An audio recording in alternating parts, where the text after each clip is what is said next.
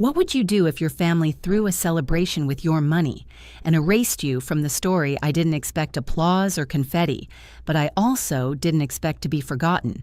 My name is Naomi Blake, and last Thanksgiving I learned exactly how disposable I was to my own family. Not just ignored, but strategically erased, and it cost them everything. I'm the youngest of 2 daughters. My sister Lena is older by 2 years, louder by 10, and somehow always ends up in the spotlight even when she hasn't earned it. I'm not the kind to make a scene, never have been, but this time, they forced me into one. Even if they didn't see it coming. See, Thanksgiving has always been a circus at our house. Blazers, high heels, curated centerpieces, and enough wine to drown any lingering tension. This year, I offered to host it somewhere special.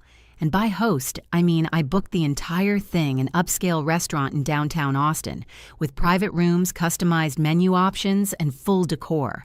I paid $387.42 up front from my own savings. No one else chipped in. Not even my sister Lena, who'd posted about family blessings for 2 weeks straight on Instagram, complete with filtered photos of pumpkin pies she hadn't baked. I didn't mind at first. I've always been the quiet backbone, the one who gets things done while others pose for credit. What no one knew, not even my parents, was that I'd been laid off 2 weeks before. The startup I worked for folded, and I hadn't told a soul. I still wanted to give them a beautiful day. That was my mistake. I arrived at the restaurant early just to make sure everything was set. The manager, Jason Weller, greeted me like an old friend because he was. We went to high school together. He was the quiet debate kid who now ran one of the top bistros in Austin. "Everything's ready, Naomi." He smiled. "You did good." I smiled back, hiding the storm in my chest. I was holding it all together barely. Then my family walked in. My mom, Marilyn, air-kissed me without eye contact. My dad, Richard, gave me a nod and immediately started adjusting the place settings. Lena glided in wearing a velvet dress and that smug, hollow smile she saves for public occasions. And then I saw it. The head table. A sign in gold foil lettering, "Thank you, Lena, for making this day perfect." I froze. Was this some joke? I checked the seating chart. There were 16 names. Mine wasn't there. Not on the host list. Not at the head table. Not at any table. I blinked. Surely someone made a mistake. I walked up to my mom and gently asked, "Hey, I think something got left out. Did the planner forget to include my name on the seating chart?" She didn't even look up. "Oh, honey," she said, waving it off. "Don't start with your drama today. This is Lena's moment. She's been working so hard. My drama, I wanted to scream, but I didn't. Instead, I smiled, a tight, burning smile, and I walked away. They clinked glasses, toasted Lena's effort. My sister gave a whole speech about bringing the family together. Jason looked at me from across the room, his brow furrowed. "You okay?" he mouthed. I nodded, but my hands were trembling. I wasn't okay. I was breaking. I had spent the last of my savings on this dinner, and now I was a ghost at my own table. I didn't wait for dessert. I didn't argue. I simply stepped out, walked into the hallway, pulled out my phone, and did something no one saw coming. But the real shock that came the next morning, because this time, I wasn't going to clean up their mess. I was going to let them sit in it. The hallway outside the banquet room was colder than I remembered. Maybe it was the tile. Maybe it was the rage. I could still hear their laughter echoing behind the door, my sister's syrupy voice floating above the noise, accepting credit like she planned every detail. She hadn't lifted a single damn finger, and yet here she was, celebrated like a hero. Jason Weller, remember the manager of the venue, and a friend from my past caught up to me near the coat check. "Naomi," he said gently, eyebrows raised. I looked at him, calm, focused, like something inside had just clicked. "Can I ask you something?" I said, keeping my voice even. "Of course. If I wanted to cancel dessert, the violinist, and the bar tab, could I do that?" Jason blinked.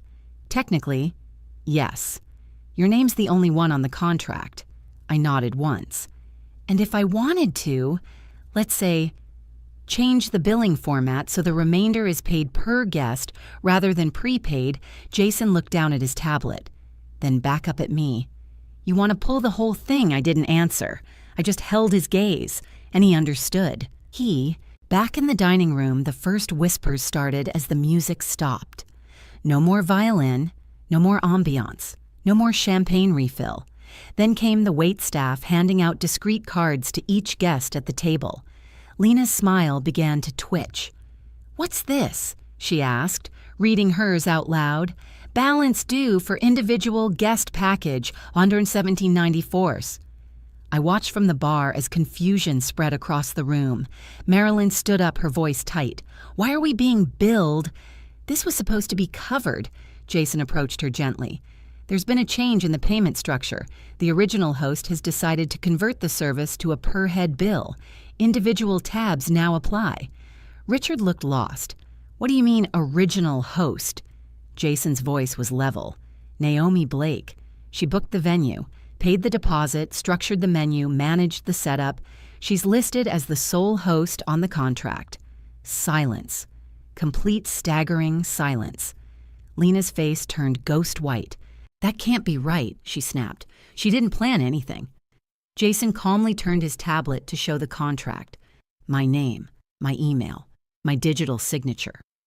That was the moment her voice cracked. Wait, she paid for this. They all turned toward the empty chair at the edge of the room.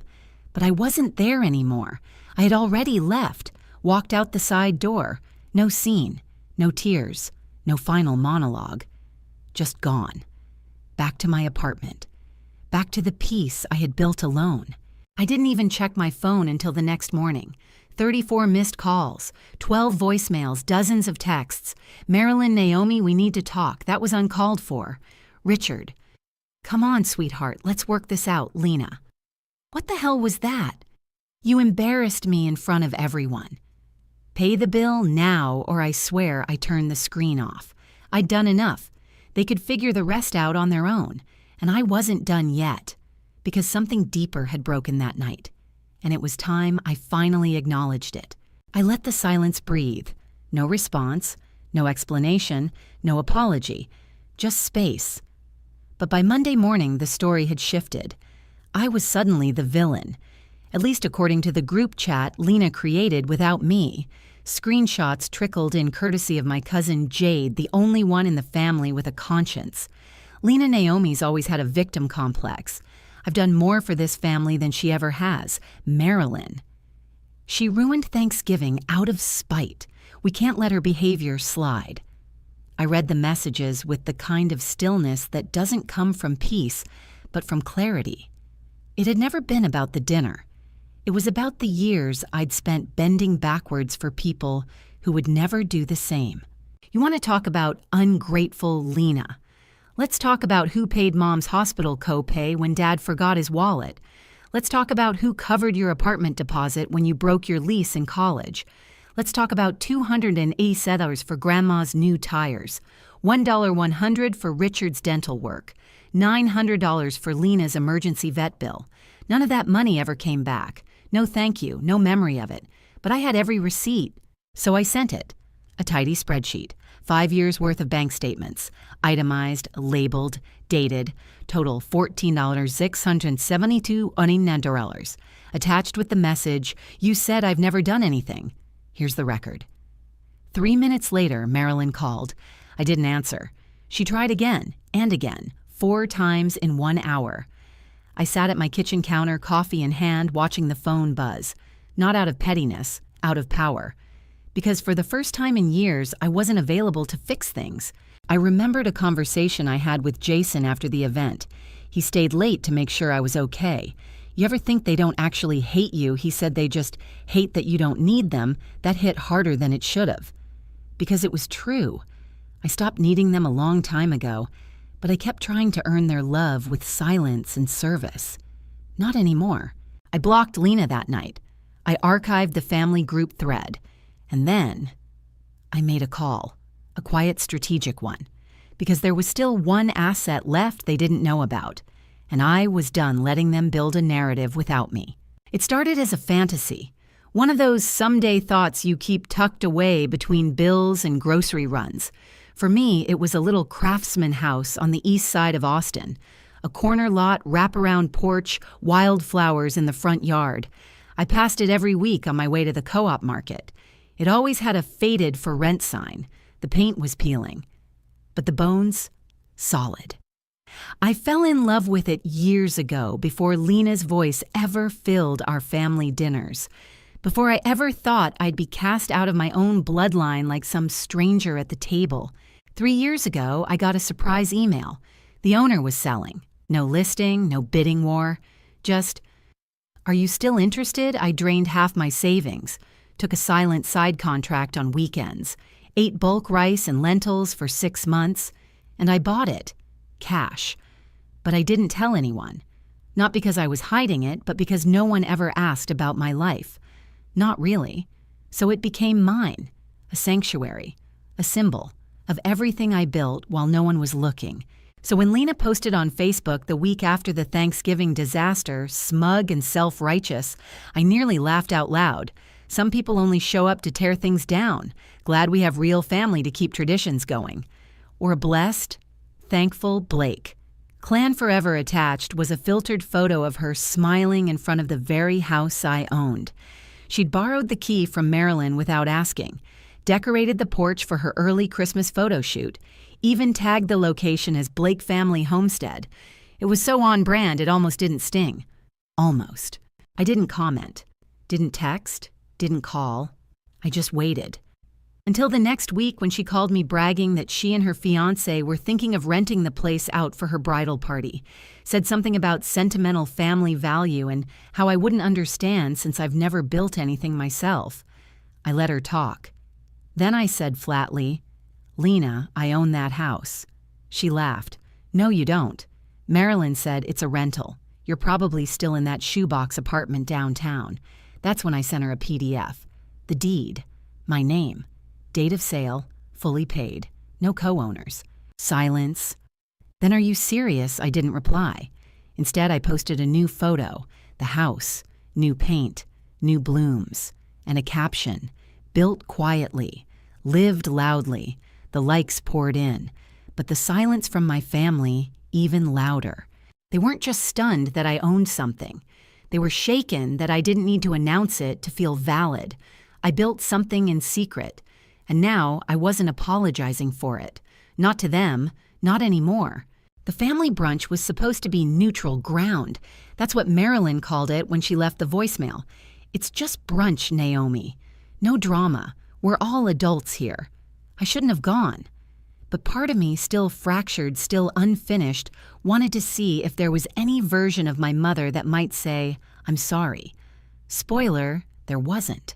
The restaurant was upscale modern, one of those mimosa-drenched spots Lena loved tagging on Instagram.